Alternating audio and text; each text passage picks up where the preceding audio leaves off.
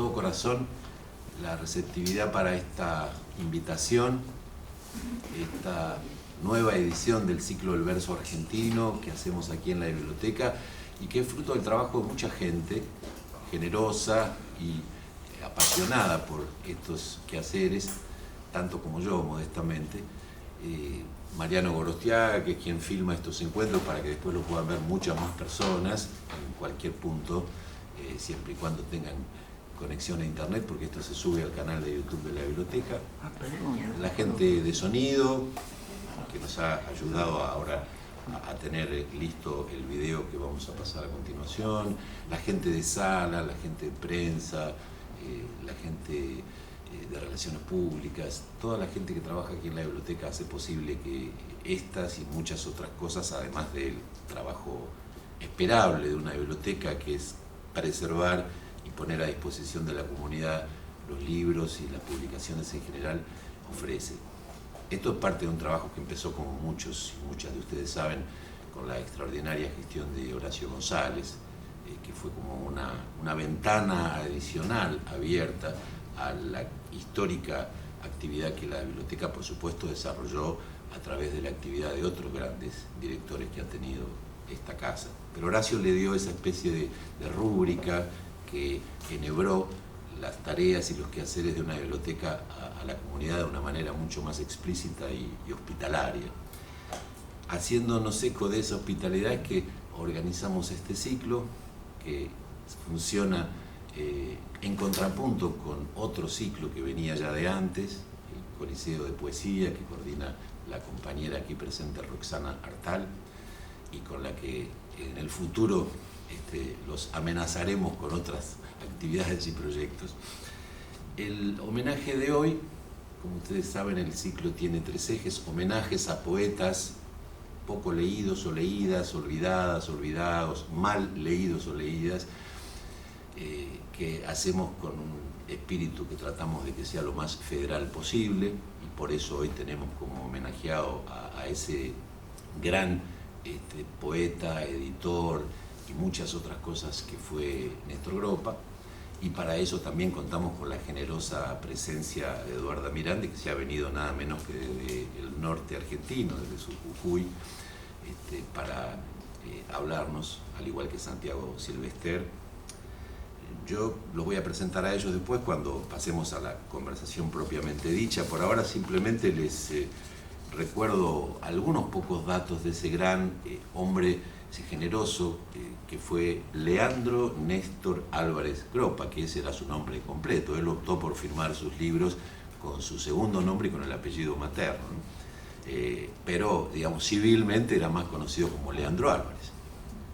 Él nació en Córdoba, en verdad, en 1928, terminó de formarse aquí en Buenos Aires, pero como van a escuchar decir en el video, no se siente muy cómodo en esa Buenos Aires del primer peronismo, y se acepta un trabajo. Él era maestro de escuelas, como docente en Tilcara, en Jujuy, y allí se va con su poesía ya en curso, su propia poesía, y con su vocación docente en un sentido mucho más amplio que el que se ejerce en un aula, porque además de esa tarea, él va a tener a cargo tiempo después la primera página literaria que va a tener un periódico en Jujuy, en el diario El Pregón.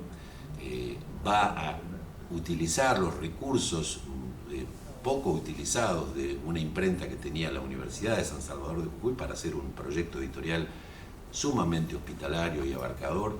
Luego va a crear su propio sello, donde va a publicar, además de sus propios libros, a muchísimos poetas de todo el país, sobre todo a nuevos poetas. Va a realizar, junto con otros artistas y escritores de Jujuy, Medardo Pantoja, Jorge Calvetti, no me salen ahora todos los nombres, Andrés Fidalgo, va a realizar uno de los proyectos de publicaciones vinculadas con la literatura y la poesía en particular, que fue Tarja, un proyecto que desarrolló 16 números a lo largo de 6 o 7 años, entre el 55 y el 61, donde se articulaban la literatura, la plástica, la cultura en general, con un criterio de una enorme modernidad, con un sentido de pertenencia muy fuerte a la región del noroeste argentino, pero con un cosmopolitismo bien entendido. En el sueltito que les hemos entregado van a ver ahí un par de declaraciones del propio Gropa, de Andrés Fidalgo, expresando sus opiniones fuertes en ese sentido. Y el primer Gropa es diferente del último Gropa, digamos. Nosotros, yo creo que nos estaríamos inscribiendo en ese último Gropa que descubre la ciudad como tema para cronicarla, para contar las historias de su barrio, sobre todo. No tanto, digamos, hacer como una cosa grandilocuente de contar por ahí los grandes monumentos o las cosas súper más sobresalientes de las que cualquier persona podría darse cuenta. No es una mirada de turista, quiero decir, es una mirada bien del detalle. Y algo que a mí me encanta de Gropa, y en lo que a mí me gustaría poder estar inscrita también en una supuesta genealogía que podríamos hacer, es el humor que pone él. Y en eso sí yo ahí me pongo en primera persona, porque yo me reconozco en eso. Y es algo también que no es de manera consciente, pero cuando yo leo poemas de Gropa, me sacan una sonrisa. Me doy cuenta cómo está jugando ahí con el humor y que al mismo tiempo lo hace como con un cariño hacia las cosas que cuenta, los detalles de las cosas que pasan en su barrio, los personajes que él ve, los negocios, los nombres de negocios, los vendedores ambulantes. Lo hace con mucho cariño y al mismo tiempo hay humor. Y a mí me gusta mucho eso porque en la poesía por lo general no es fácil encontrar esa beta más risueña, humorística. Por ahí se tiende a pensar que la poesía es algo solemne y que tiene que ser como serio y con un tono grave. Si nosotros hablamos del suplemento literario de Néstor Gropa, era un poco que la memoria, él registraba la memoria cultural, social de los momentos. Entonces nos imaginamos el 60, el 70, plena dictadura, el 80, los 90, y así llegamos a los 2000, al 2000. Y él en el año 2000 deja de dirigir la página literaria. Pero durante esos años él supo crear, construir un lector que se dirigía al académico y se dirigía a la gente común, especialista y no especialista. Y supo construirlo y supo difundirlo, y con el suplemento llegó a toda la nación. Como la planta creció en el tiempo labrador, ella amó como la planta con su silencio de flor. Triste la luz del otoño en el tiempo labrador, doró sus hojas de vida y su silencio de flor. Guía nueva de su tallo en el tiempo labrador, el aire iba trepando a su silencio de flor. En tercer lugar, me parece sumamente importante también valorar de qué manera Gropa trasciende la literatura, porque elige dentro de su poética un género que se lo ha considerado como el género paraguas, ¿no? O como el género degenerado, o quizás sobreindefinido, que es la crónica. Y de qué modo él ha podido potenciar la poesía como la crónica sensible, ¿no? Y considerarse él como el cronista, ¿no? De la ciudad. Es decir, de qué manera él elige ser el poeta, ¿no? Y cronista sensible de la ciudad de San Salvador de Jujuy. Es decir, de qué modo mapea y construye a esta ciudad como texto. Bueno, la primera noticia que puedo dar de Gropa es que tiene un origen muy interesante porque en el año 1947 él integra una banda en la que estaba José Luis Mangieri, Domingo Onofrio, el pintor, el primero, el gran editor, Mangieri, Onofrio, pintor, y Andrés Lizarraga, que era dramaturgo. Gropa formaba parte de ese cuarteto de ávidos lectores que iban por las librerías de Buenos Aires comprando. Gropa había nacido en Córdoba, pero por razones de trabajo se habían mudado a Buenos Aires por su papá. Y él ahí se hace amigo de esta banda que en el año 51, esto debe haber sido 47, el peronismo hacía sus primeros años, eran muy antiperonistas todos, así que como Cortázar, ¿viste? Deciden que estaban hartos del bombo peronista y se van, deciden irse de Buenos Aires.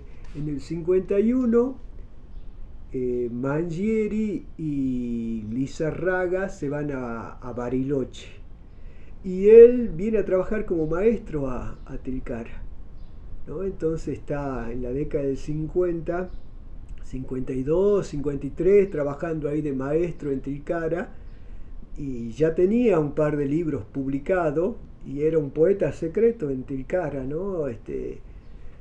Entonces hizo en la década del 50, era totalmente llamativo, era tan llamativo que un poeta que era de Maimará y que se iba a trabajar todos los días a caballo a Tilcara, le empezó a llamar la atención. Entonces este poeta, que se llamaba Jorge Calvetti, le dijo a su asistente José Peloc: ¿y ese fulano quién es?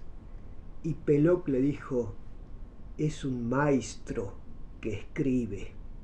Y ahí él está junto con Calvetti y le dicen: ¿qué podemos hacer? Armamos una revista, yo conozco a alguien en San Salvador de Jujuy, que es un abogado que me recomendaron, que se llama Andrés Fidalgo, y ahí le dice que conoce a Busignani, ¿no?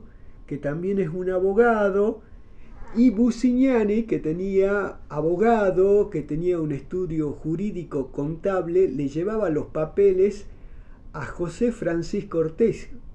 Ortiz era el dueño de la imprenta mejor equipada seguramente del NOA en ese momento, que se llamaba Gutenberg, ¿no? Yo me imagino esas planchas de plomo y los tipos armando, y armaron una revista espectacular que se llamó Tarja, ¿no? Que todavía hoy no ha sido superada, por lo menos acá en Jujuy.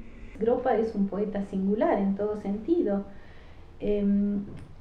Creo que él unificó su profesión de periodista con el verso, un gran conocimiento del verso, porque él tiene un catálogo de métricas, pero también un catálogo de numeraciones. Él muestra el paso del tiempo como ningún otro y muestra la necesidad de nombrar. Me parece que la poesía es otro arte, que involucra la música, que involucra muchísimas más cosas, ¿no? Incluso el diseño, de cómo él diseña los poemas cuando los escribe, algunas partes con unos versos larguísimos y otros versos muy cortos, ¿no? Y eso produce esta enumeración, estos elementos que se van sabiendo, y de pronto el tiempo que se acabó, que ya no está ahí. Me gusta esto que él hace. Es un maestro poeta, no es un advenedizo. Gropa empieza a producir, al menos en un libro como Taller de Muestras, ya se nota el verso libre, se nota un poeta ya maduro. Y me encanta que no tenga prejuicios, porque él puede pasar a un indio de carga con tercetos italianos a todo lo que hace en Obrador o en otros elementos, con un verso muy libre, ¿no? Muy libre. Y lo hace con maestría, lo hace con conocimiento de causa, con una precisión maravillosa. Y bueno, esto es de poeta grande en cualquier parte del mundo, ¿no? En Jujuy, en la Argentina y en todas partes.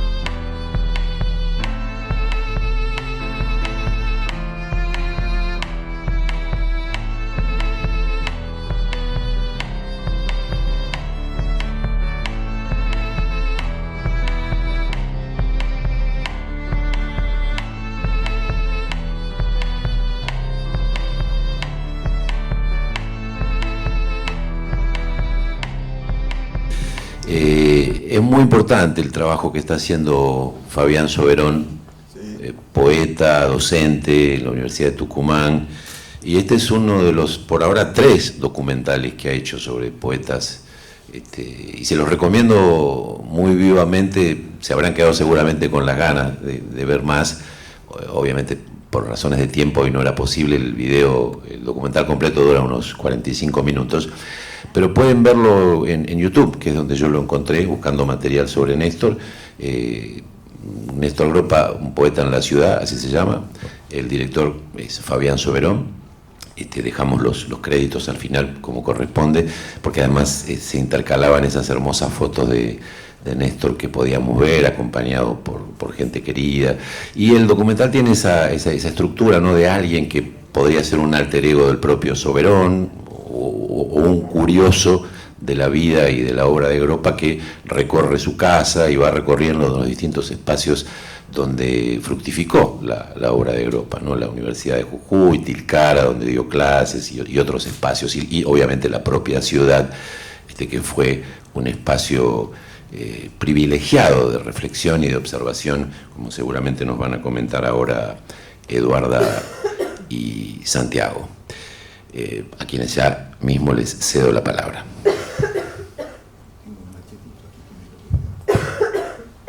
Bueno, con Santiago nos habíamos puesto de acuerdo para repartirnos un poco la tarea. ¿Sí?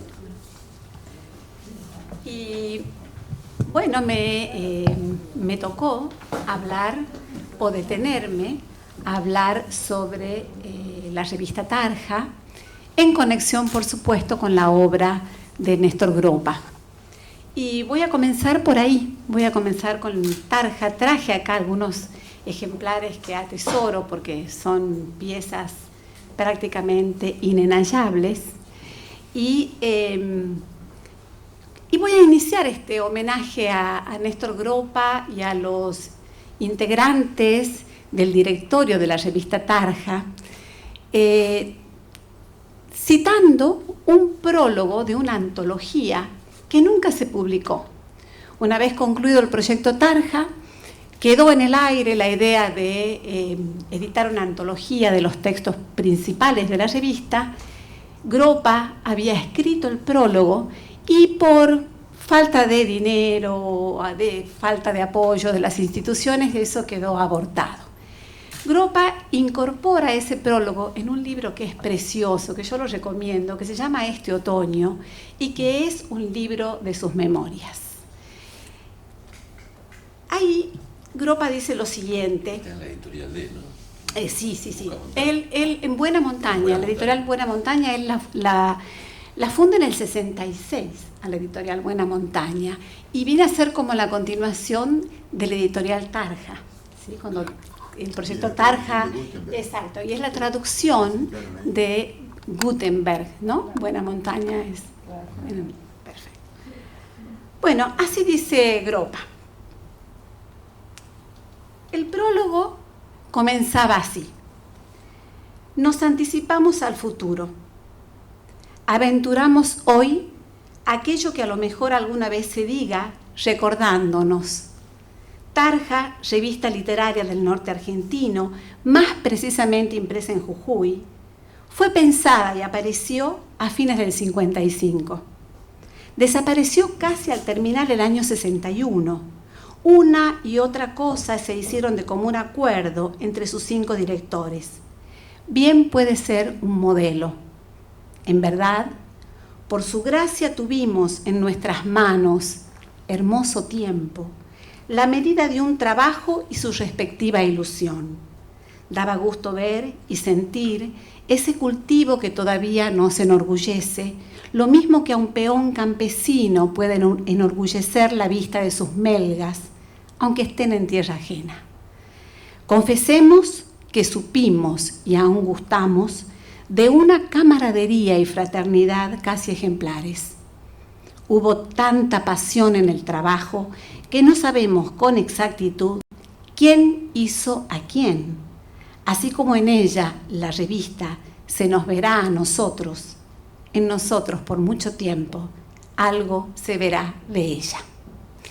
Y esas últimas palabras son certeras, porque los 4 directores de la revista, en realidad los voy a mencionar, 4 poetas y un pintor.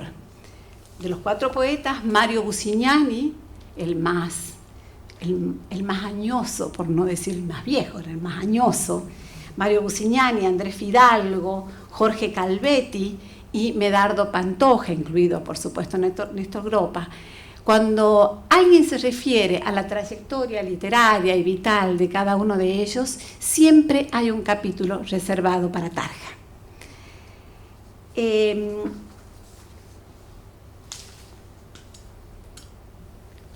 ¿Cuál es la historia de Tarja? Tarja, según cuenta Néstor Gropa, tuvo su ojo de agua. Él usa esa imagen natural para hablar del momento fundacional o inaugural de Tarja, que fue, como lo dice Reinaldo Castro en el video que acabamos de ver, en Tilcara. En Tilcara, por esas alquimias y esas hermosísimas causalidades del destino, se encontró un jovencísimo Néstor Gropa, tenía 24 años cuando se instala a trabajar como maestro durante 4 años en el tercero B turno tarde de la escuela primaria de Tilcara, y se conoce con Medardo Pantoja, que era maestro de plástica en esa misma escuela. Por supuesto, la curiosidad de Jorge Calvetti, que además de ser un gran conversador, debe haber sido un curioso empedernido. No lo conocí, pero lo he leído mucho. Calvetti trabajaba en un puesto de salud, ¿sí?, en esa época, y llegaba desde Maimará a Tilcara todos los días montado a caballo. Claro, eran 3 personajes. ¿Cómo no se iban a conocer? Gropa cuenta en este libro de memorias que las tardes, sobre todo las tardes de los viernes, eran momentos de reunión y de amistad. Esa amistad naciente se tradujo en un proyecto y hagamos una revista de arte y literatura, pero claro, no tenían fondos, había que conseguirlos. Habían escuchado, Calvetti había escuchado que un abogado, Busignani, sí, era un tipo que se dedicaba a la literatura. Claro, Busignani en ese entonces tenía 2 libros publicados, ¿sí? Tiempo ensimismado y Memorias del asombro, ¿no? Y verdaderamente en esos libros ya se mostraba como un poeta, como se muestra un poeta, sobre todo por el manejo del soneto. Y además era director de un grupo cultural que se llamaba Renacimiento. Y además él dirigía un grupo de teatro experimental que llevaba el mismo nombre, Renacimiento. O sea, una persona que venía con un capital cultural y un capital político y un capital económico, porque era abogado, muy bien vinculado, y además era abogado del único imprentero de Jujuy, ¿sí? De don José, claro, José Ortiz era cliente de don Busignani. Bueno, lo contactan a Busignani, lo contactan a Fidalgo, la referencia de Fidalgo había venido de Buenos Aires, también era abogado, ya también tenía algunos escritos, no tenía obra publicada, va a empezar a publicar con el impulso Tarja. Lo mismo Gropa, ahí hay un ajuste que habría que hacer con las menciones de las obras de Gropa. Gropa publica, ¿sí?, luego del impulso Tarja, o en el impulso Tarja. Vuelvo a lo que venía diciendo, claro, lo contactan a Fidalgo, se entusiasma Fidalgo y deciden ponerle el pecho a la revista Tarja.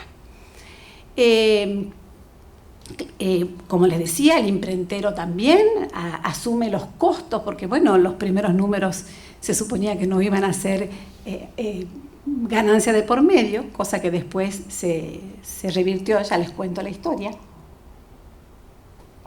En fin, surge Tarja como proyecto de la revista, y lo interesante es que desde el primer momento, y ahí viene la cuestión del nombre, ¿no? El nombre lo propone Néstor Gropa, ¿no? Néstor Gropa y Calvetti, ¿no? En una conversación que venían caminando por la avenida Facio, y dice, bueno, ¿qué nombre le vamos a poner? Le pongamos Tarja a la revista. El nombre Tarja tiene toda una simbología porque indica, y así lo señalan en la editorial del primer número, la marca que señala el día de trabajo cumplido, faena concluida y asentada en la libreta de jornales. La elección del nombre claramente responde a la concepción que estos escritores tenían del arte y de los artistas. Entendían el trabajo artístico como una labor social, necesaria, que debía nacer del compromiso con la realidad concreta de un lugar, de una geografía, una sociedad, su historia y un hombre y su circunstancia. El artista era visto como un trabajador de oficio, especializado, y no como un diletante encerrado en sus propias divagaciones estéticas. En numerosas secciones de la revista se insiste en esta idea, ¿no?, del rechazo del arte por el arte. Sin embargo, el sentido estético, el culto por el objeto de arte, se halla en los cimientos de la revista Tarja, y no es extraño porque en ella intervienen dos agentes fundamentales. Uno, Néstor Gropa. Néstor Gropa había estudiado en la Escuela de Bellas Artes en Buenos Aires y además dibujaba, ¿sí? Es más, él llega a Jujuy con una carta de recomendación para Spilimbergo, ¿sí?, para Lino Eneas Spilimbergo. Es interesantísima la anécdota cuando lo van a visitar con un amigo, porque lo encuentran en las termas de Río Hondo en pleno verano. Imagínense qué personaje, ¿no?, arriesgarse a ir a las termas de Río Hondo en pleno verano. Bueno, es muy interesante la anécdota. La cuestión es que Lino le dice, bueno, busquen por otro lado, es decir, vayan, ¿no?, en Jujuy. Y bueno, así es como llega con una carta de recomendación para Dávalos y termina en Tilcara. Retomo el hilo de lo que venía diciendo. Néstor Gropa era un tipo que tenía una gran sensibilidad plástica, y Medardo Pantoja era pintor, y además Medardo Pantoja comienza a ejercer el cargo de director de la Escuela de Artes que se acababa de fundar en Jujuy a mediados del 50. Con lo cual, él es el que arma la red de contactos con una cantidad de artistas plásticos cuyos nombres son, yo los voy a mencionar porque la verdad que ahí uno dimensiona la calidad de colaboradores que tenía la revista. Pellegrini, uno de los mejores, Luis Pellegrini, exactamente, uno de los dibujantes de la mejor publicidad que se hacía en Buenos Aires, dice Gropa, en la agencia Walter Thompson. Él, con su valiosa trayectoria como artista plástico, llega a Jujuy a trabajar, ¿sí? Además, Pellegrini pasaba temporadas en Tilcara, como muchos otros artistas plásticos de la época, y colabora con Pantoja en la Escuela de Bellas Artes, y a través de Pellegrini, Tarja se contacta con Poli Castro, Castañino, Spilimbergo, Pons, Carlos Alonso, Joaquín, bueno, estos son ya los nombres de los escritores, me parece que, perdón, acá está. Urruchúa, Colmeiro, Soldi, quien les manda un dibujo, ¿no?, para que lo vendan, y con esa venta se pudieron financiar los números 13, 14 y 15. Así, dice Gropa, tuvimos originales de estos artistas con cuya venta financiamos otros números de la revista. Es decir, en la revista Tarja, además, ¿no?, participaban ya a nivel de colaboradores, de escritores, ¿no?, una nómina que es apabullante. Ya lo voy a mencionar un poquito más adelante porque quiero seguir un poco el hilo de lo que venía armando. La revista Tarja entonces sale con toda una factura, ¿sí?, como objeto de arte o de artesanía. Y Gropa tuvo una importancia fundamental porque se apasionó con el arte de la tipografía. Él, a la tarde, acababa su jornada de trabajo, enseñaba, creo que plástica, o historia del arte en una escuela secundaria, luego de haber sido también nombrado bibliotecario de la Escuela Nacional, digamos, del Colegio Nacional, el Colegio Secundario. él acababa su jornada y se metía en el taller de Ortiz. Ortiz le había abierto las puertas y además estaba como obsesionado con la perfección técnica del trabajo tipográfico, trabajaba con los linotipistas, en fin. Y además, uno de sus libros de poesía se llama Romance del tipógrafo, que es una plaqueta, ¿no? Una plaqueta maravillosa que él edita, con la que gana un premio también, ¿no? Gana un premio en su momento. Claro, todas las ediciones gráficas de la revista las hacía Gropa, ¿no? Se había convertido en diseñador gráfico. Bueno, ese mismo cuidado que se observa en la selección y disposición de los materiales gráficos de la revista, se va a observar también en la incorporación de los textos que incluye la revista. Los contenidos de Tarja fueron minuciosamente seleccionados y acomodados en una disposición que seguía algunas secciones fijas. La editorial que además la escribían rotativamente cada uno de los directores, pero iba sin firma, era anónima. Luego tenía una sección que se llamaba las pláticas. Las pláticas sí, ya estaban a cargo de cada uno de los directores, firmadas las pláticas. Después tenía una sección interesantísima que se titulaba La Red. En La Red lo que hacían era un trabajo de filológico, o sea, selección de textos muy interesantes, muchos textos del siglo XIX, Esteban Echeverría, a ver, que recuerde los nombres, bueno, ya un poquito más hacia fines del XIX, Martí, es decir, hacían una selección de textos que recuperaban la memoria histórica del país nacional, pero que tenía alguna vinculación con lo que estaba sucediendo en Jujuy y en el norte. Ellos arman, como digo, una red de memoria histórica, el concepto es de Alicia Poderti, que además incluía en las contratapas de las revistas unas secciones brevísimas, unos fragmentos de textos en muchos casos coloniales, crónicas de Indias, ¿sí? Con lo cual se le ofrecía al lector una manera de leer, ¿sí? Que hoy diríamos intertextual, ¿sí? Digamos, una manera de leer en el fragmento. Y una manera de leer también discursivamente, porque la revista tenía sus secciones fijas y tenía colaboraciones de escritores extraordinarios. Acá voy a buscar la lista de esos escritores porque merece la pena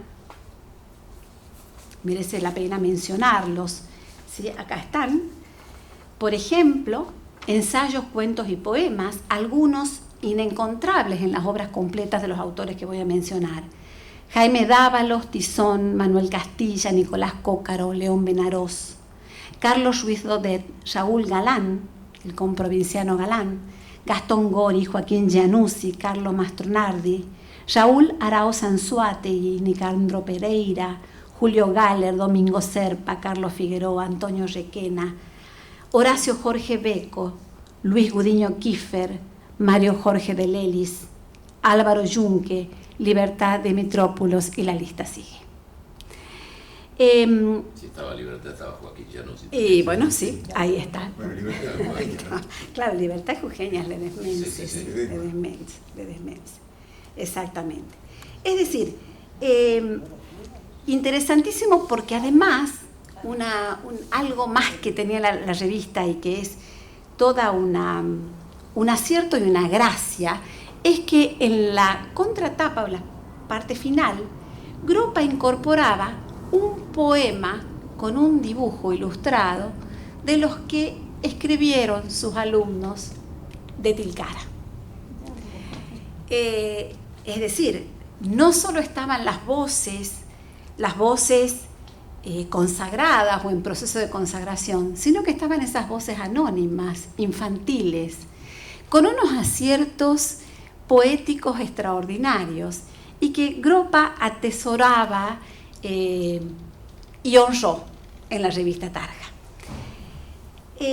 Bueno, les decía entonces que la revista tenía, ¿no es cierto?, una especie de polifonía coral, ¿no?, con numerosas voces, y que proponía como varios niveles de lectura. En el cruce de todos esos materiales, tanto los literarios como los materiales gráficos, es posible ir delineando un posicionamiento estético que en el caso de los directores de Tarja asumió perfiles éticos. Cuando se habla de Tarja, no se puede hablar solamente de una propuesta estética, sino que conllevaba una postura frente a sí mismos primero, ¿sí?, como grupo, ¿sí?, y además frente al hombre de la región. Ese posicionamiento estético, yo lo que hice fue como apuntar algunas ideas como para irlo siguiendo. En primer lugar, la idea del arte comprometido, ¿no? Desde el primer momento, desde el primer número, Tarja sale como con voluntad de testimonio de época. Así lo dice Calvetti. Dice, conocemos al hombre del norte, a las gentes del norte. Conocemos sus pobrezas, sus riquezas, sus problemas, sus obligadas migraciones, sus destinos. Y tenemos el deber de expresarlos, asumiendo el compromiso de enriquecer los medios expresivos de nuestro pueblo y de hacerles tomar conciencia de sus posibilidades como hombres. El arte comprometido lo es, solo si se vuelve necesario para la comunidad. Ese lugar de enunciación que elige el grupo Tarja lo llevó, por un lado, a asumir varias posturas. Ya lo mencioné, el rechazo a todo tipo de purismo, al arte puro, al arte por el arte, ¿no? Rechazan el azar y la gratuidad, así lo dicen con esas palabras. Rechazan los localismos estrechos, todo tipo de folclorismo deliberado, para turistas, ¿no?, el folclore para turistas, como mencionaba Arasua Anzoátegui, toda forma de regionalismo tradicional, al cual buscan superar mediante la ampliación del repertorio de nuevas técnicas, estructuras y recursos. Eso se va a ir definiendo a lo largo de los años de la revista. Al comienzo salen como muy belicosos, ¿no?, contra toda renovación formal, ¿no? Los ismos son como claros, digamos, atacantes de los vanguardismos, pero luego morigeran esas posturas y van incorporando, de hecho, de las filas de Tarja, y porque lo jugaba en segunda fila, salió un Héctor Tizón también, ¿no? Colabora Tizón desde el segundo número de la revista, era un asiduo colaborador de la revista Tarja. Y además, claro, cuando uno habla de Gropa, y eso ya Santiago nos lo dirá, claro, era un poeta muy moderno, un poeta modernísimo, podríamos decir, ¿no?, que no ha perdido, ¿no?, ni su frescura ni su vigencia. Promueven una expresión artística propia que abreva en la cultura andina. Eso es un elemento notable, ¿sí? Hay una recuperación de la memoria cultural de los Andes. Se sienten, con una frase muy de Alfonso Carrizo, ¿no?, se sienten herederos de los flecos del poncho andino. Así, esa imagen la usa Carrizo en la introducción al cancionero popular de Jujuy. Y la retoma Gropa, por eso la menciono aquí. Muestran el drama de los sectores populares relegados y para ello buscan una versión digna y fiel de la tierra y de su gente. Changadores, mineros, cosecheros, los personajes de los márgenes, ¿no? Todo un mundo de hombres y mujeres que viven en la subalternidad. Aparece, ¿no?, en esta revista. Y además no se quedan en ese gesto como pintura de color local para nada. Intentan conciliar lo local con lo universal. Lo local vale solo por la vibración intemporal que lo anima, dice una de las editoriales de Tarja. Creemos, añade Busignani en una de sus pláticas, en el destino popular de todo arte verdadero, puesto que el arte es elemento social antes que individual. Pero creemos a la vez en la necesidad de transfiguración y universalización para referirlo a la total experiencia del hombre actual. Partir del pueblo para volver al pueblo parece ser el camino de lo perdurable y verdadero. Claro que para nosotros lo popular no es solo lo tradicional y folclórico, sino también lo que hoy integra de algún modo la peripecia vital y realidad social de este suelo. El grupo insiste en señalar la hegemonía intelectual centrada en Buenos Aires y denuncia la indiferencia, reclama un lugar para las provincias del interior en la historia nacional. Fomentan la labor cultural de artistas e intelectuales del noroeste argentino y del resto del país, entendiendo que el federalismo auténtico da cabida a todos en el conjunto de la cultura nacional, o debería hacerlo. Amplían la apuesta cultural, incluyendo una serie de actividades culturales, y esto es muy interesante. Pasado el primer año de la revista Tarja, el grupo se da cuenta que con la revista no alcanza. Entonces diseñan un proyecto que incluía un teatrillo de títeres, una librería sin fines de lucro, que vendía además piezas de cerámica. Exacto, el Quitupí, exactamente. Organizan conferencias, conciertos musicales. Nelly Ace, la mujer de Néstor Gropa, era pianista, inclusive llega a tocar con Ariel Ramírez. Y no se quedan solo en eso, sino que van llevando estas actividades al interior de la provincia, ¿sí? A Ledesma, Minel Aguilar, llegan hasta pueblos de la Quebrada, o sea, ejercen un federalismo hacia adentro, porque las tensiones centro-periferia también se manifiestan, ¿no? Uno escucha a alguien de Ledesma y dice, bueno, porque Jujuy siempre se corta solo, ¿no? La cuestión. Pero ellos ejercían una verdadera voluntad de cultura federal, ¿no? De hacer de la cultura un bien para todos. Bueno, voy a terminar esta presentación, ¿no? Creo que eran 15 minutos, no sé si me demoré más.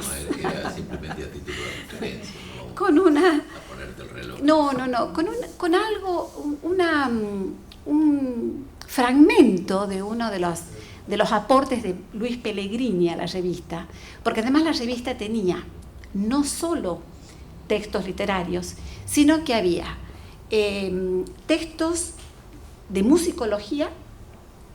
Por ejemplo, hay uno muy interesante, creo que es de Barletta, ¿no? De cómo escuchar un concierto de bandoneón. Qué interesante, cómo escuchar un concierto de bandoneón, ¿no? Y además también comentarios o críticas de arte. Bueno, Luis Pellegrini, que colabora con un texto, es como que da la síntesis, ¿no? Del espíritu de Tarja, ¿no? Tiene un fragmento que lo voy a leer, porque los hombres de Tarja eran verdaderos humanistas. Y Pellegrini sintetiza así el espíritu de este grupo. Se atisba ya un nuevo humanismo que desembocará en la obligada síntesis que rescate el carácter colectivo del arte, sacándolo del invernadero y llevándolo al pueblo. Podrán alcanzar así, pueblo y artista, el verdadero sentido social del arte como forma de conocimiento y acercamiento entre los hombres. Me pareció que era como una síntesis de esa voluntad y de ese motor que impulsó al grupo Tarja y que marcó con una tarja indeleble, mítica diría yo, la cultura de Jujuy.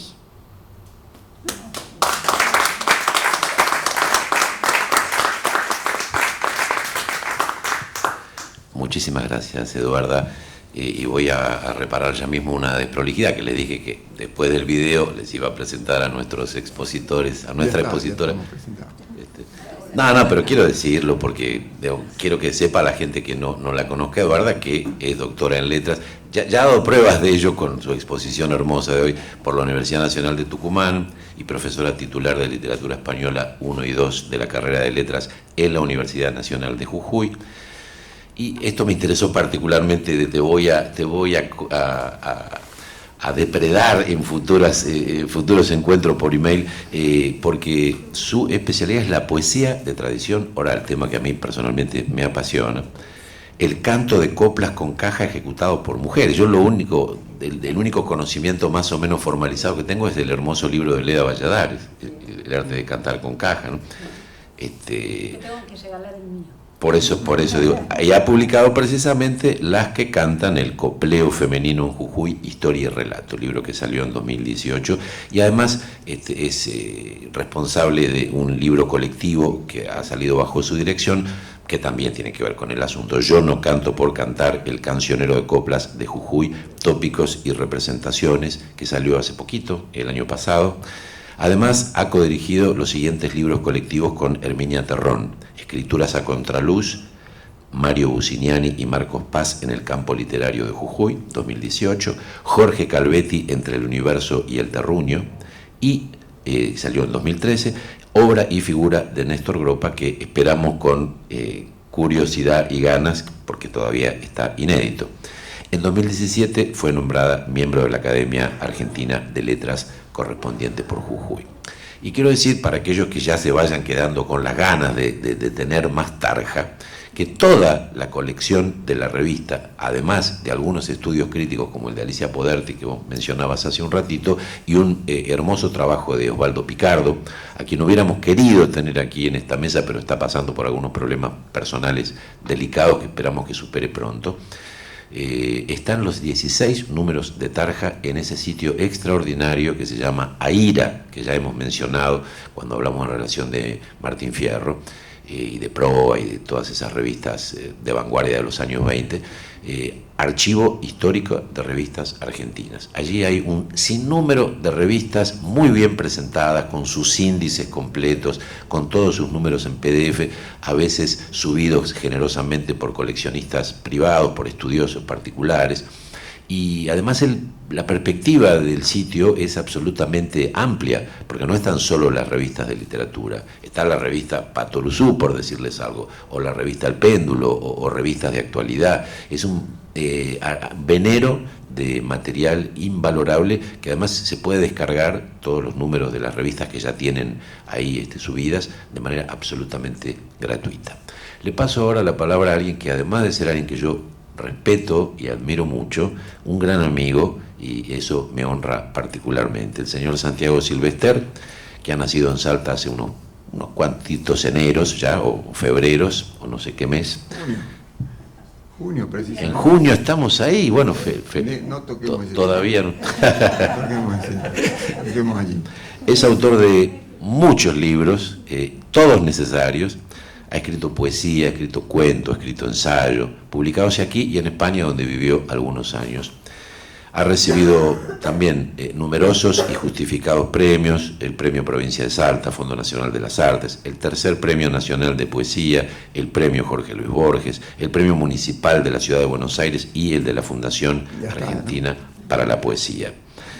Y hay un libro que ha sacado hace poco Neudeva, Las formas de la poesía, ¿es? Sobre la forma poética. Sobre la forma poética, libro que les recomiendo calurosísimamente. Es un breviario donde está lo esencial de la poesía, de Homero hasta hace más o menos 12 minutos, está allí con una claridad expositiva que es verdaderamente notable. Santiago, cuando quieras. Bueno, no hay ninguna duda que Guillermo Saavedra es un amigo. Todas las cosas que ha dicho, bueno. Yo la oía hablar a María Eduarda y decía: triste privilegio de los años de haber sido amigo de todos los que está nombrando. No digo Esteban Echeverría, que también lo ha nombrado, por supuesto, ¿no? No caigamos en esa. No pudiste conocerlo por cuestiones de tiempo. Claro, nada más. Pero, por ejemplo, a todos los miembros de la revista Tarja, varios de los que han ido trabajando sumándose con el tiempo, bueno, han sido no solo amigos, sino muy queridos amigos. Porque hay una particularidad también en el norte, que en el norte no hay parricidio, porque toda hay gente 20, 25 años mayor que yo. y somos tan pocos los que nos interesa la poesía que no podemos darnos el gusto de matar a los padres, más bien tenemos que utilizarlo. Y eso es lo que ha ocurrido. A mí me gustaría, rapidísimamente, porque no quiero comer mucho tiempo, por supuesto, hacer una pequeña comparación con un grupo previo a Tarja, que es la Carpa. La Carpa, claro. Le vamos a hacer un homenaje en el futuro. Claro, pero es curioso porque 10 años antes, la Carpa nace primero con un manifiesto. Era la época de los manifiestos. Y el manifiesto apunta al canto de lo rural, el campo y el mito del campo en todo el norte argentino, que era, por supuesto, la presencia más fuerte del campo. Y se pliega a eso que estaba en toda Latinoamérica, que es la literatura de la tierra. 10 años después, Tarja ya cambia completamente el rumbo, porque mientras la Carpa necesitaba crear una identidad del norte, algo así, fundar una región, entre comillas todo esto, Tarja ya no, ya la encontró fundada, ya la encontró a la identidad armada, que como toda identidad es para discutirla y para cambiarla, porque las identidades, como sabemos, no duran mucho. Y entonces ya Tarja trae otra perspectiva completamente, no descuida lo local, pero como bien ha dicho María Eduarda y también lo subrayó Guillermo, está presente una visión cosmopolita más amplia. Como símbolo, y no lo digo nada más que como símbolo, por ejemplo, en el primer número de la revista Tarja traducen un poema de Jorge de Lima, que era un poeta brasilero que en ese momento vivía, era un excelente poeta, ya murió, y lo traduce precisamente Andrés Fidalgo, que es uno de los directivos de Tarja. Además hay otra cosa muy curiosa. Los directivos de Tarja, como los ha nombrado María Eduarda, son 5.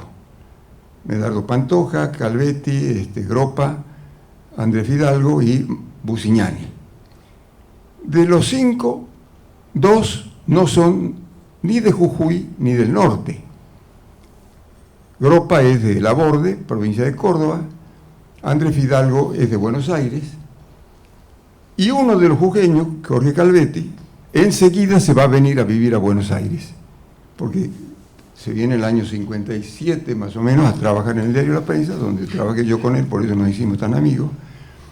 Es decir, todo eso significa una apertura enorme de visión y de reformular lo que es la visión del norte. Ya no es un norte estrictamente rural como era marcado, sino y además el nivel de las colaboraciones que ha señalado María Eduarda. A mí me sorprende, por ejemplo, que Álvaro Yunque, que haya colaborado en la revista era del grupo Boedo, comunista, completamente distinto.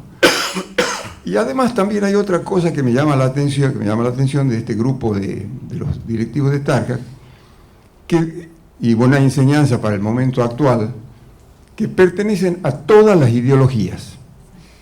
Es un diálogo absoluto porque está desde Mario Busignani, que no solo era conservador, era afiliado al Partido Conservador y fue diputado. 2 veces. Por eso. En el otro extremo estaba Andrés Fidalgo, izquierda, tuvo problemas, estuvo preso, tuvo que exiliarse, secuestraron una hija. Estaba Calvetti, que era más bien radical, su padre había sido diputado radical, un directivo radical Gropa, que era un hombre de una izquierda, es curioso, era una izquierda política, porque era un hombre progresista, pero no le interesaba la política. Y bueno, Medardo Pantoja, la verdad que no sé porque lo conoció menos. Pero ven ustedes cómo era una gente que tenía, y además todos eran amigos, eso es lo más, se llevaban bien, tenían esa cosa de cordialidad y sacaron una revista durante una buena cantidad de años, importantísima revista. Y Gropa, que fue un caso dentro que me parece muy justo que se lo homenajee, que se lo nombre particularmente a él, es una figura absolutamente central por varias razones. Se va a sus 20 años más o menos a vivir a Tilcara, se casa en Jujuy, tiene sus hijos en Jujuy. Es decir, yo digo que Gropa es y no es de Jujuy, porque esa media distancia es lo que le permite ver también los cambios que se van operando en Jujuy. Por ejemplo, yo supongo que un hombre que ha sido también amigo mío, con el cual he vivido aquí en Buenos Aires en una casa de estudiantes, con Jaime Dávalo no podía ver los cambios. Estaba tan metido en el norte, y en el folclore y en el norte mítico, que no solo no podía verlos, sino que seguramente si los veía le dolían. En cambio, Gropa era y no era. Yo digo que nadie es más de un lugar que el que elige serlo, de modo que Gropa es más jujeño que nadie porque ha elegido ser jujeño. Los otros jujeños que han nacido en Jujuy pueden decir yo soy por fatalidad. Gropa no, es una elección. Entonces es de ahí, pero a la vez no era, ya llegó formado. Y esa distancia, esa media distancia y esa mirada adecuada le permitía dejar el mito rural y dedicarse, por ejemplo, a contar cómo era el Jujuy que estaba llegando, cómo era, le gustaba describir la terminal de autobuses, le gustaba describir una vidriera de Jujuy que ya no era ni el barracán de los telares andinos, ni las ollas de barro, sino la polverita de plástico, por ejemplo, o cosas por el estilo. Ya el quiche, él oye la bailanta y no le molesta. No le molesta que ya la samba no sea omnipresente ni sea solamente la única folclore, sino que se integra la cumbia como folclore local y a Gropa no le duele, sino que lo ve y lo va reseñando y va testimoniando. Por eso yo digo que Gropa y Tarja de alguna manera es el que da testimonio de la modificación que se va produciendo en Jujuy, que los otros miembros no podían verlo. Usiñani, que era una persona así, Calvetti también le dolía, por más que vivía aquí, era un hombre que era del Jujuy de siempre, que de alguna manera lo hemos visto en el video, por ejemplo, de paso les cuento, ayer ha habido un recorrido muy bonito del Teatro Mitre de Jujuy. Bueno, el Teatro Mitre de Jujuy es el teatro en pie más viejo del país, anterior al Teatro Colón. Es de 1904, el Colón es del 8. Es decir, no es el teatro más viejo del país porque hay algunos que se han caído, yo digo en pie. El que está en pie es el más viejo de Jujuy. De modo que hay unos mitos jujeños que realmente hay un Jujuy viejo. Gropa ve todo eso, le gusta, pero suma lo que va viendo en el mercado nuevo, en las nuevas... y es, bueno, pues es interesante. Y además también es interesante cómo la visión esta que va sumando Gropa lo sorprende a él mismo. Yo voy a contarles una anécdota que, con todo el respeto, la cuento por supuesto, porque no es que me voy a poner a enseñar, no es que le he enseñado nada a Gropa, sino que es una anécdota que es simbólica, significativa.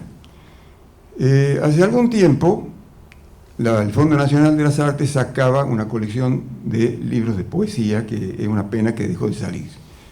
La sacaba Horacio Salas y Héctor Llanover, dos exdirectores de esta biblioteca. Bueno, conversando con Horacio, que era muy amigo, bueno, Héctor también éramos muy amigos, le digo, no te olvides del interior del país. Me dice, hace una lista. Y en la lista lo pongo, por supuesto, a Gropa. Bueno, me dice, pedile una antología a Gropa. Gropa había ido publicando sus libros de poesía y paralelamente en el diario El Pregón, las crónicas donde iba contando lo que iba viendo de Jujuy. Y él dudaba de si eso era poesía o no. Gropa me dijo a mí que el primero que le dijo, tenés que mirar esto como poesía, es Calvetti. Digo, tenés que tener en cuenta que esto es poesía. No son poemas, no es prosa poética, ni son crónicas, sino vos tenés que presentar esto como poesía. Bueno, cuando me dice Horacio Salas que le pida la antología esta para el Fondo Nacional de las Artes, lo llamo por teléfono y me la manda a mi casa.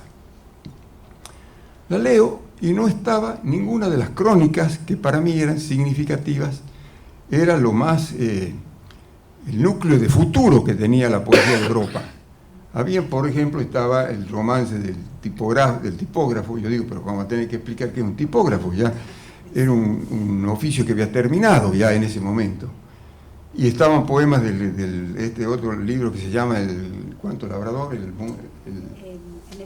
En el Tiempo Labrador, que eran poemas muy bien hechos, referidos con tema local del noroeste de Jujuy, y además en verso formal, en verso medido. Entonces, yo leo esta antología que me manda, perdón. Mucho octosílabo y endecasílabo.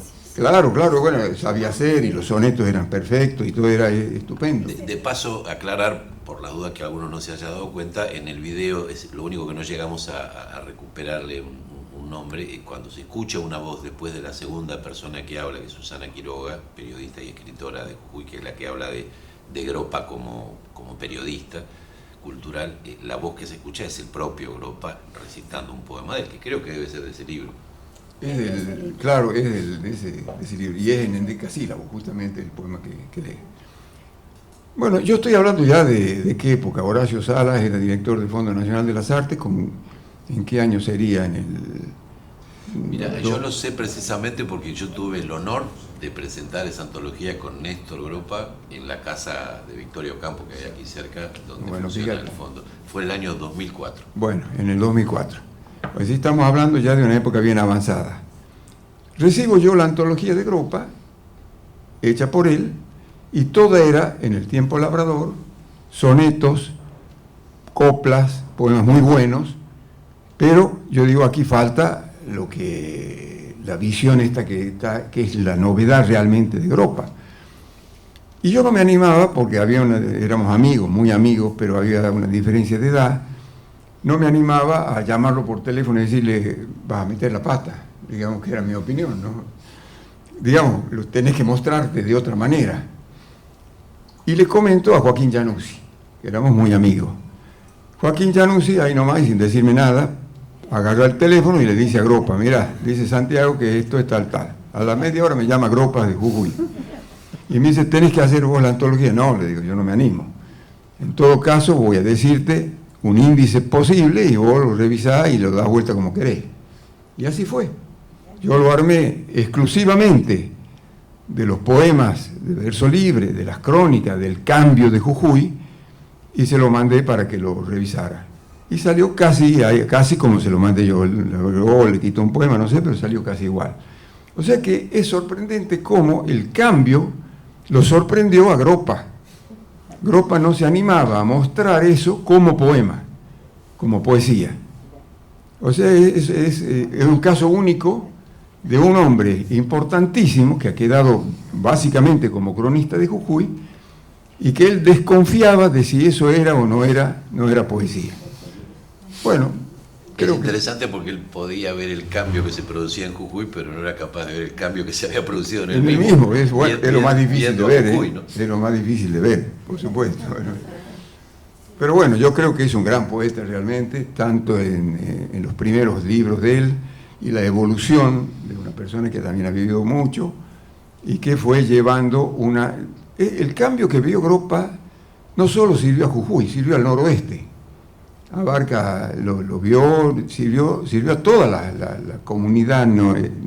Yo trato de abarcar el noroeste cada vez que hablo, porque si no parece que estamos hablando de lo municipal y espeso, como diría Rubén Darío, ¿no? Que no sea de esa manera, sino un poco más amplio. Bueno, Gropa hizo ese cambio, vio lo que no se podía ver, lo que no podían ver otros poetas de la época, y bueno, trabajó para todo el mundo, como hacen los poetas. Es bien interesante porque el poema que aparece en este documental es del 66, pero en el 69 él manda a la colección La Pluma y la Palabra, que dirigía Roberto Santoro, una selección de textos. Y ahí ya aparece la crónica. Yo les voy a leer un pedacito porque, bueno, lo había seleccionado. Está fechado el 13 de diciembre de 1969. De postales, colección La Pluma y la Palabra, dirigida por Santoro. Ciudad, ¿cómo te conozco? ¿Cómo conozco tus barrios? Estaba parado en la curva de las vías antes del cementerio y miraba ranchitos del Bajo, del Chingo, tablitas, moreras, alisos, palanganas, tierra barrida y cerquita, el río y el pausado soñar de los cipreses y los muertos. Ciudad, cómo conozco tus barrios, tus kioscos, tus boliches, tus cafés, tus plazas, tus paradas de ómnibus, tus casitas con jardines delanteros, tus escuelas, tus basurales, tus entredoces, tus jugadores ídolos de fútbol lugareño, tus profesionales, tus caballeros que se comen a otros caballeros, tu tráfico, tus empanadas, tus limosneros, tus entresijos, tu viejo corazón de Incario latiendo en la más remota de tus piedras soterradas. Así yo te conozco, ciudad, y así tú me perdonas y te perdono. Tú me aprecias y lo mismo, tú me toleras y te admiro. Y prometo algún día detallarte en más de 300 páginas, que serán como una vitrina donde exhibirás tus dones. Porque al fin y al cabo, en cualquier lugar del mundo, siempre tendremos que respirar al son de los cipreses y los muertos. Hermosísimo texto. Y también un homenaje a Roberto Santoro mismo, ¿no? Sí, esa tremenda colección. Sí, que hizo un trabajo, primero también su poesía fue muy renovadora para su momento, hacía un cruce muy curioso entre ese mismo compromiso del que vos hablabas, que estaba presente en los poetas del norte, que también era algo que se respiraba un poco en la época, era un aire o una actitud que tenía mucho que ver con las ideas de Sartre, ¿no? Que estaban ahí en los 50 circulando con gran prestigio y gran resonancia en todo el mundo. A mí me interesaba, vos comentabas esta particularidad quería juntar dos comentarios, uno de Eduarda con uno tuyo, de Gropa como que tenía ese privilegio o esa posibilidad de ser jujeño porque él lo había elegido, entonces veía cosas que el jujeño por fatalidad no podía ver o que le dolía ver y prefería ignorar. ¿Qué pasaba con Fidalgo en ese sentido? Porque tuvo una peripecia parecida, ¿no? Bueno, es el caso, por eso es lo que te digo, que ese grupo tuvo una cuestión más abierta, más cosmopolita que, por ejemplo, la Carpa. La Carpa cumplió un papel estupendo y hay un antes y un después de la Carpa. La Carpa es una convocatoria que hizo Raúl Galán, que era poeta jujeño, desde Tucumán, y convocó a todo el noroeste. De Salta, por ejemplo, fue Manuel Castilla, Raúl Arau Anzoátegui. De Jujuy estaba el propio Galán, estaba Sara San Martín. De Jujuy fue María del Agudo, Nicandro Pereira, de Santiago del Estero, claro, María del Agudo, y Nicandro Pereira, que también era santiagueño. Bueno, en fin, fue importantísimo, pero estaba todavía el mito de la tierra, entre otras cosas porque las ciudades eran chiquitas. Yo me acuerdo cómo era Salta, la cuadra de mi casa, que estaba una cuadra de la plaza central, pasaban marchantas vendiendo tamales y humitas a caballo.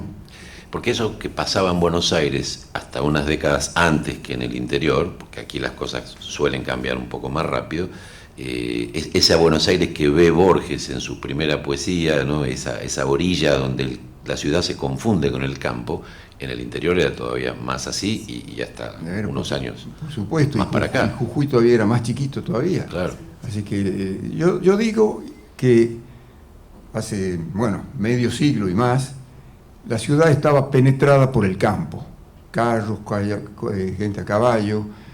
Hoy el campo está penetrado por la ciudad, porque la gente de campo, ya los peones, por ejemplo, van en moto o en bicicleta, porque un caballo es más caro, mantener un caballo, todos llevan un celular en el bolsillo, las casitas y el ranchito más modesto tienen una televisión y lo ven a Tinelli por la noche.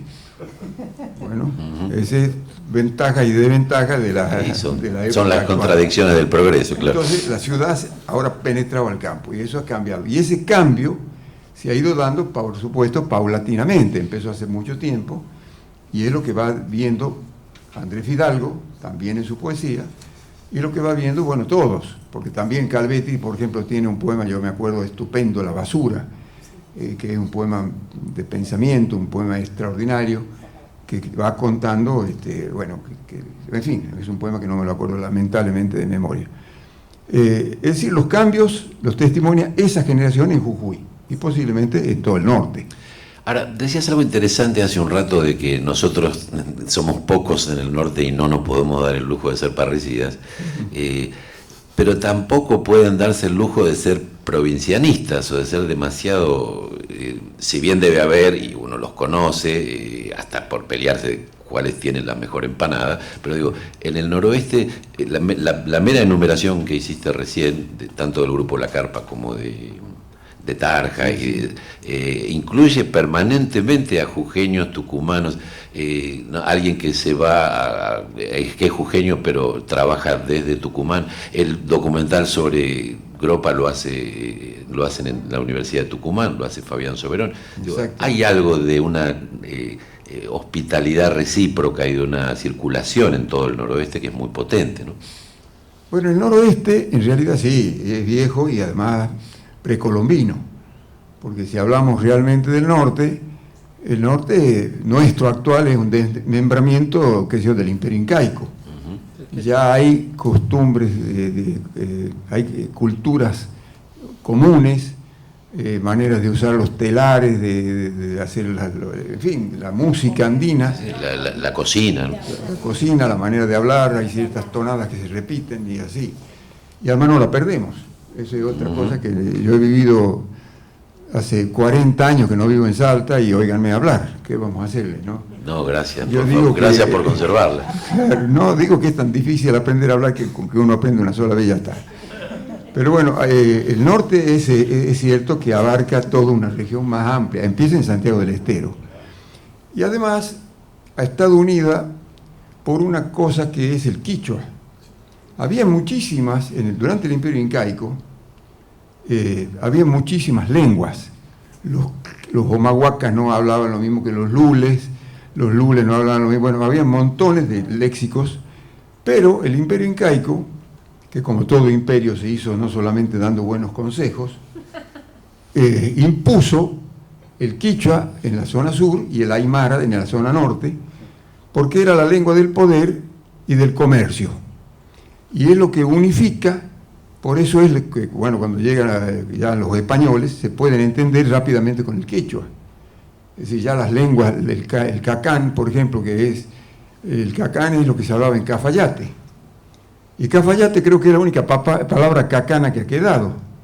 Precisamente es una palabra cacana. Creo que quiere decir no sé qué cosa del agua. Bueno, es un idioma que ha desaparecido. Y ha desaparecido en un proceso previo a la llegada de Colón. Entonces, bueno, ese es el norte que luego se va uniendo con luchas de la independencia, con una serie de historias y con un camino que va desde Buenos Aires hasta Lima. Pasa por el Alto Perú, que alguien que tenga la curiosidad, no sé si han leído el Lazarillo de Ciegos Caminantes. Maravilloso con libro. Color, extraordinario. Maravilloso, claro, con color corvo, sí. Con color corvo. Extraordinario libro. Un viaje que sale de Montevideo. De Carrillo de la Bandera, exactamente. Y cuando pasa ya empieza a entrar a Tucumán, dice: aquí vive gente sin curiosidad, a nadie le importa lo que pasa a 50 kilómetros de donde vive. Puede ser. Sin embargo, el norte se ha ido unificando.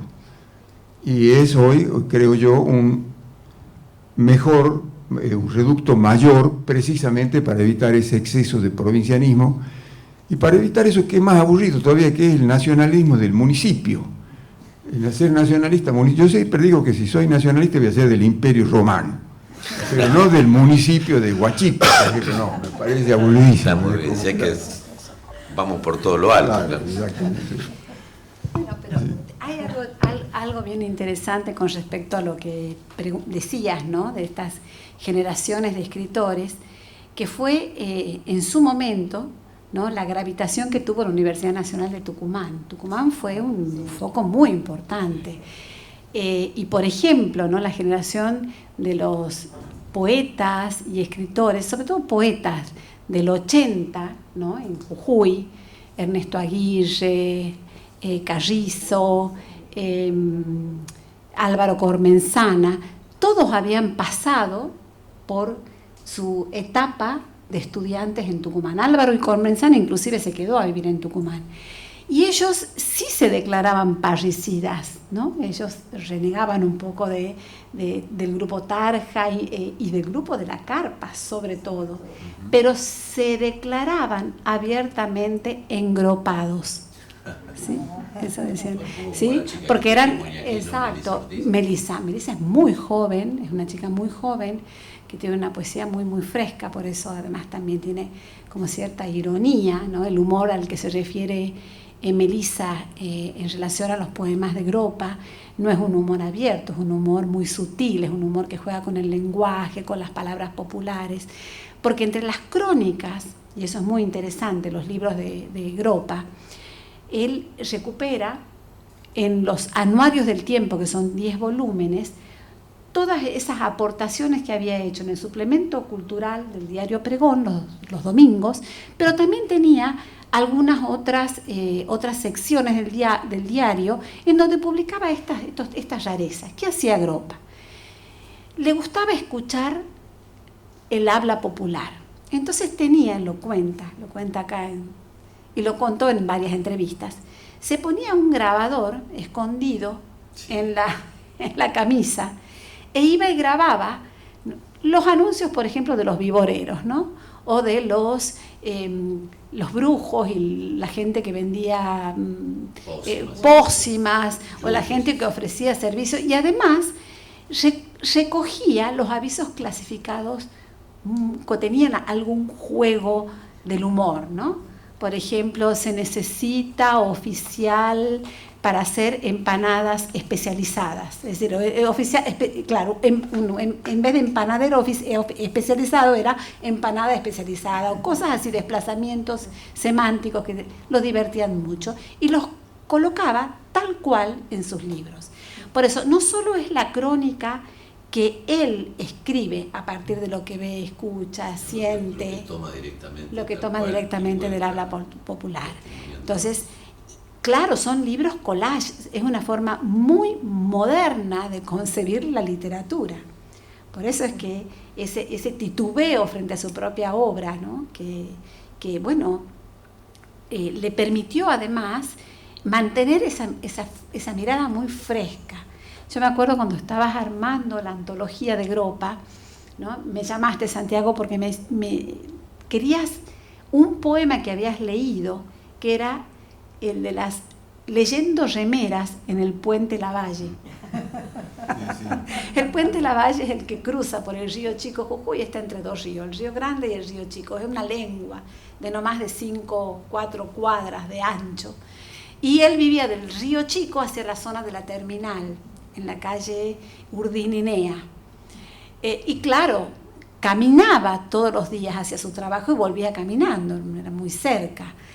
Y un día se encontró a sí mismo leyendo las inscripciones de las remeras que se vendían en un puestito, y con eso hizo un poema, ¿no? Un magnífico poema. Y le gustaban las cosas escritas en las paredes, sí. O los títulos. Por ejemplo, descubrió que había un restaurante o no sé qué que se llamaba el Palacio del Pollo. Bueno, eso le daba una categoría literaria a Gropa, ¿no? El Palacio del Pollo. Sí.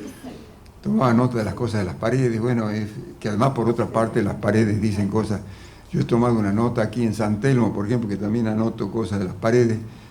He leído una cosa que decía: éramos buenas chicas, ya no.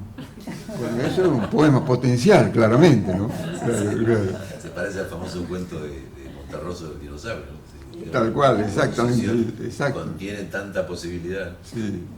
Bueno, yo quiero agradecerle mucho la generosidad, la receptividad a esta invitación, y proponerles que cerremos este merecido homenaje a la revista y a Néstor con la lectura de algunos textos. Pueden ser de Néstor o algún fragmento que les parezca relevante de la propia revista. Yo lamentablemente no he traído, pero si me prestas. Este es muy hermoso. Sí. Ya que está buena alumna, te presta sus deberes. Me presta, sí, me van a prestar porque no he traído.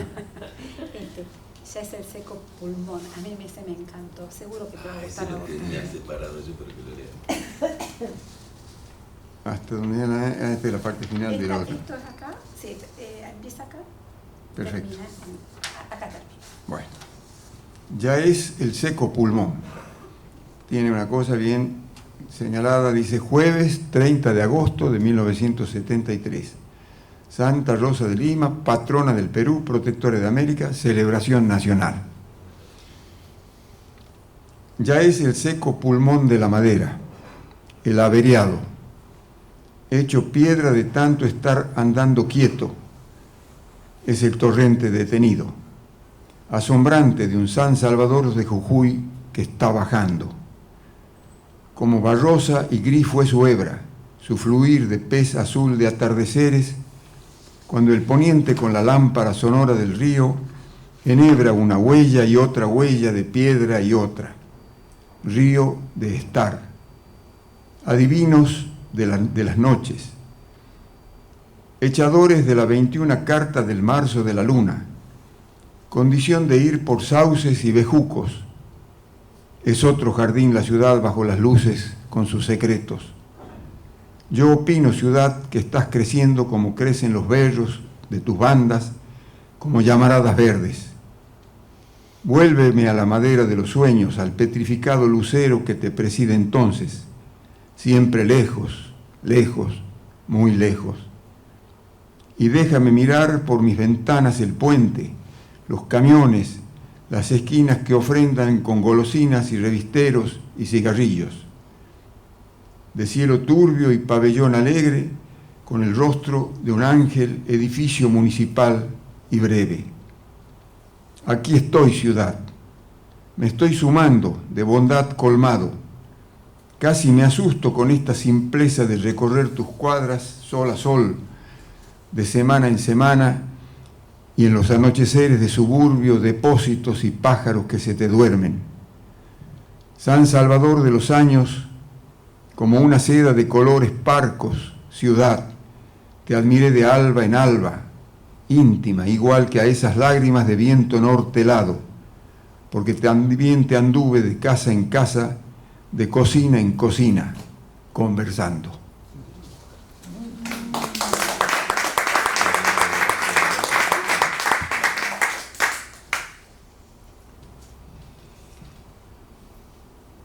A mí me gustó mucho este poema que alguna vez comenté,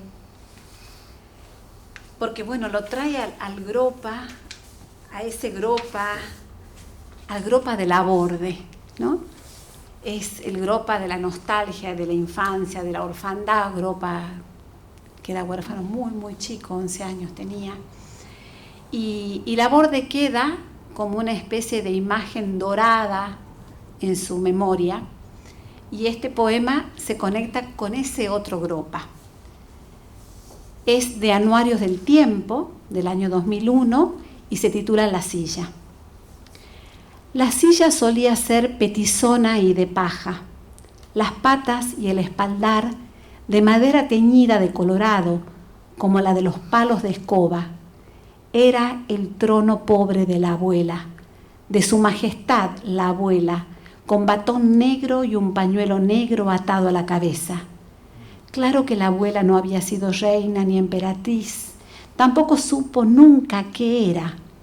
La abuela había trabajado con sus manos de lavapiatti, nada más. A la silla llegaban las palomas del recuerdo, adornadas con ramitas de olivo. La abuela duraba y se salvaba cantando, recordando y conversando y tomando genioles, porque fue gran tomadora de genioles y láudano recetado. Cuando se agotaban esas cosas, dejaba andar su mirada celeste por la música y los órganos de tubo del mundo. La silla la ostentaba. Entonces la silla se iluminaba como una estampa sagrada. Su paja había sido chamuscada por la vecindad del constante y lento brasero de 3 patas. Desde allí se cambiaba la yerba, la cebadura del mate, se destapaba la pavita para que no hirviera el agua que aumentaban con un jarro enlosado, y se echaba miga de pan en el fuego para sahumar la cocina. Igual con yerba o con azúcar, o con cáscara de naranja, o batatas en invierno al rescoldo en los bordes de la rejilla y la pared circular del braserito de hierro. A veces ahí espumaban el puchero, otras se sacaban brasas para el churrasco.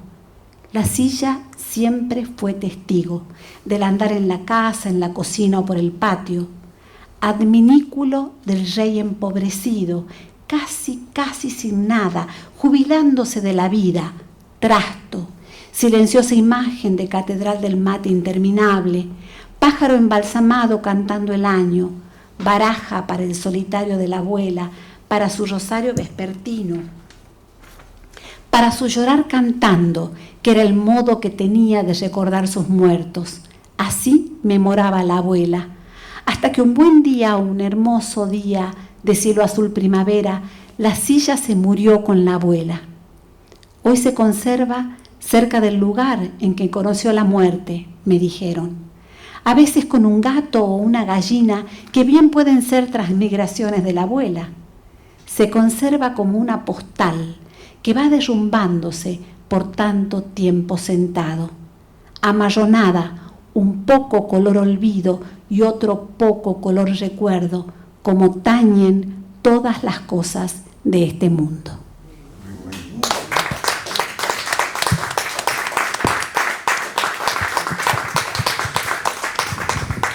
Bueno, yo quería cerrar este hermoso homenaje agradeciéndole primero a Eduarda y a Santiago su generosidad de estar aquí, a ustedes por estar presentes y cómplices aquí en el encuentro y a toda la gente que ha colaborado en la realización, con la lectura de, primero, unas breves líneas en una reseña que escribe Néstor Gropa en el número 2 de Tarja, que tuvo Eduarda la generosidad de acercarme, un fragmentito de esa reseña que es sobre una novela de Jorge Amado y que vuelve a ratificar esta actitud ética, como bien decía Eduarda, que Gropa y los demás integrantes de la revista tenían, ¿no?, respecto a la cultura y a la comunidad a la que pertenecían. Nosotros saludamos al arte que renueva como cada aurora, que nos habla de la vida y de sus direcciones, que nos hace integrar con responsabilidad el proceso total en el que representamos una minúscula parte. Esta es la única manera de poder oír a todos los inmemoriales dolores del hombre. Costosa advertencia clamando por días más humanos, más felices. Y quiero terminar con un breve poema de una entonación más lírica de esa otra faceta de Néstor, que se llama Orfandad, y que probablemente tenga que ver con la propia, ¿no?, como bien señalaba recién Eduarda. Qué tristeza que viene del árbol con una luna enlosada y los pájaros de vidrio.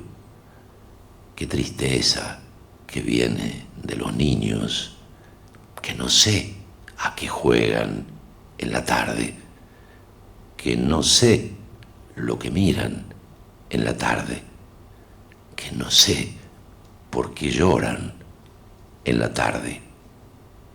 Y en la tarde mi corazón amaba pueblos, mi corazón amaba nombres. Muchas gracias.